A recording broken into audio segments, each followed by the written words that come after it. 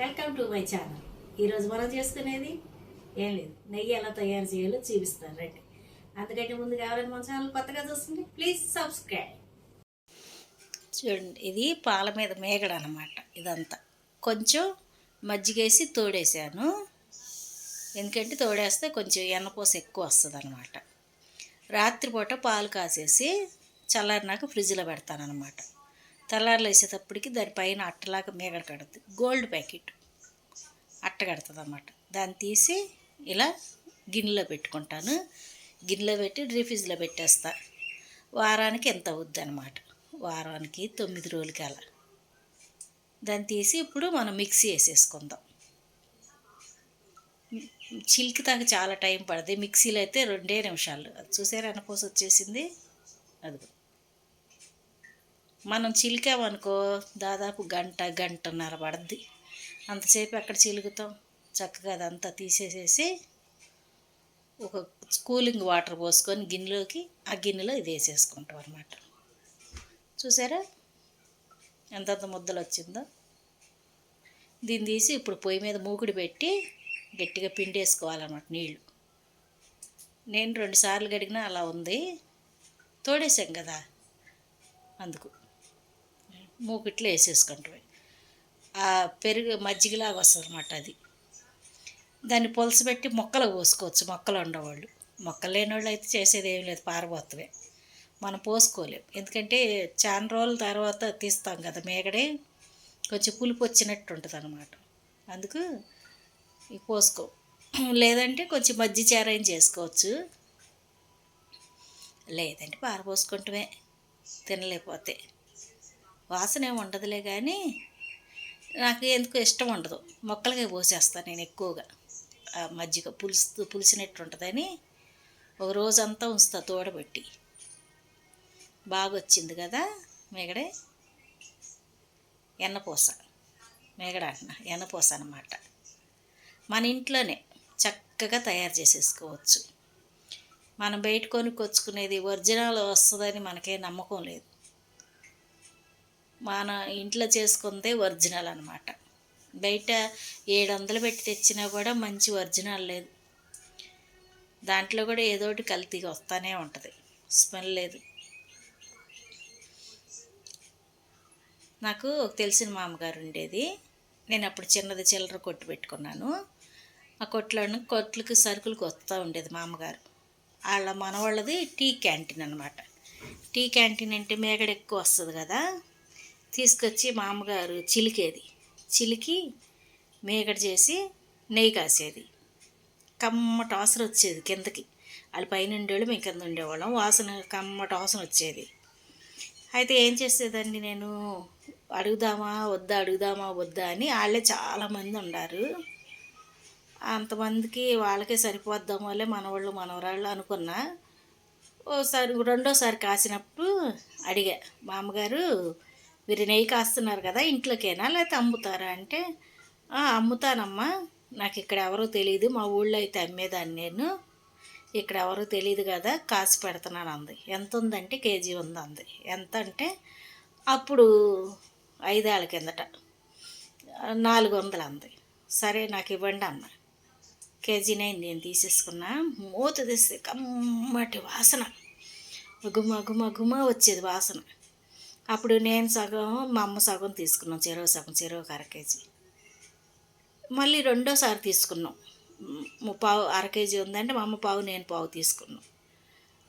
మూడోసారి మళ్ళీ అడిగేటప్పటికి ఏం చేసిందంటే, నా దగ్గర సన్ఫ్లవర్ ఆయిల్ కొనుక్కెళ్ళి నూనె కలిపి తీసుకొచ్చింది నెయ్యిలో. అసలు నెయ్యి వాసనే లేదు, నూనె పైన తేలుతుంది. నాకు వద్దనేసి, నాకు భలే కోపం వస్తుంది అలాంటి పనులు చేస్తే. నాకు రూపాయి కావాలి ఎగస్ట్రా తీసుకోవాల్సిందే, కానీ అలా కల్తీల పనులు చేస్తే నాకు కోపం వచ్చేస్తుంది. నాకు నూనె చక్కగా కనబడుతుంది తేటగా. ఇది చూడండి, ఇది సిమ్లో పెట్టే కాసుకోండి, హైలో పెట్టమాకండి. హైలో పెడితే మాడిపోద్ది, నలుపు రంగు వచ్చేస్తుంది. సిమ్లోనే పెట్టి కాసుకోండి.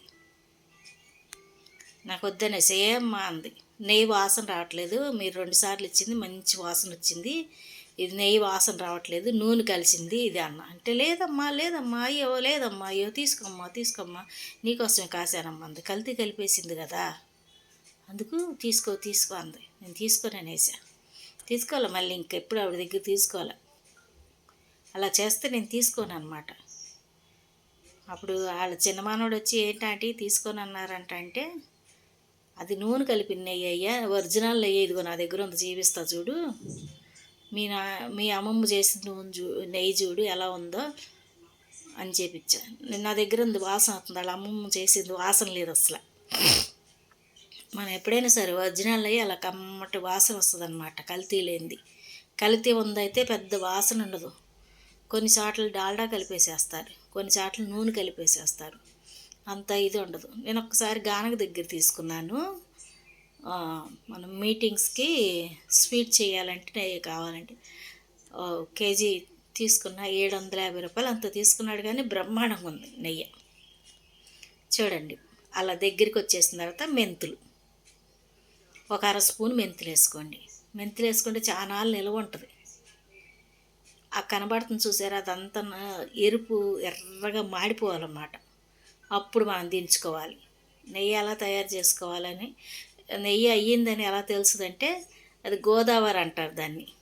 ఎర్రగా ఏగిన తర్వాత నెయ్యి తీసేసిన తర్వాత తింటాం. నాకు ఇష్టం అలా తింటాం.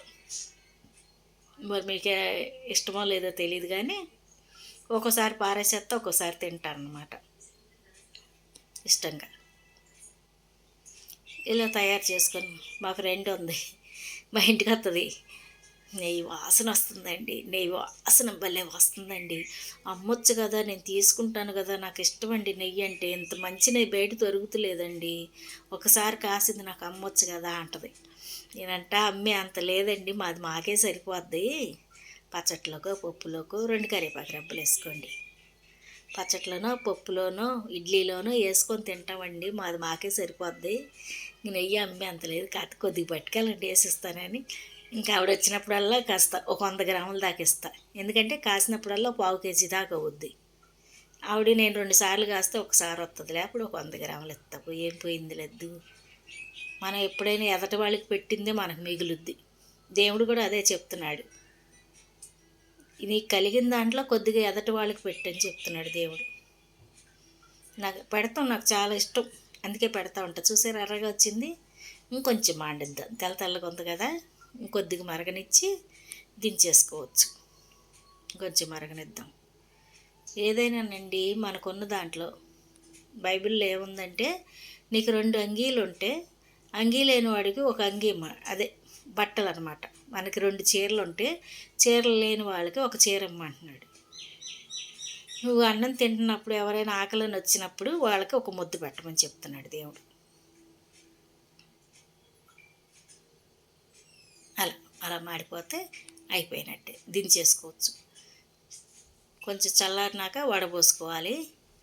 ఆరాటం పెళ్లి కొడుకు పేరంటానికి తాళి కట్టినట్టుగా నేనేం చేశానంటే, వేడి మీదే వడబోసేస్తాకి ప్లాస్టిక్ది పెట్టి ఇగో పోసేసాను చూడండి. అదేమవుద్దో చూడండి, పిగిలిపోయింది. ఎంత ఆరాటమో చూడండి. నాకు చల్లారి నాకు పోయొచ్చు కదా, ఎందుకులే వేడి వేడి పోసేస్తే అయిపోద్ది, పని అయిపోద్ది, తోమేసుకోవచ్చు అనుకున్నా. చూసారా, 2 గరిటతో పోసేటప్పటికి అప్పుడు అది తీసి ఇది జల్లెడి పెట్టి పోసా అనమాట. జల్లెట్లో అది చూసారా, 15 రూపాయలు పెట్టుకున్నాను, 15 నిమిషాలు కూడా ఉండలేదు, అది బెజ్జం అయిపోయింది. దానికి స్టీల్ జల్లెడ అయితే వేడి ఆగేది, ప్లాస్టిక్ది కదా, అందుకే ఆరాట పడకూడదు. ఏదైనా 1 నిమిషం ఆలోచించి చెయ్యాలంటారు పెద్దోడి పని. ఆలోచించకుండా చేస్తే అలా జరుగుతాయి అన్నమాట. ఇప్పుడు ఇదంతా దిగిపోయిందంట చూడండి, 1/4 కేజీ వచ్చిందా. కరివేపాకు ఇప్పుడు తీసేసాం కదా, దీంట్లో 2 రెబ్బలు వేసుకున్నాం అనుకోండి, మంచి స్మెల్ వస్తుంది అన్నమాట.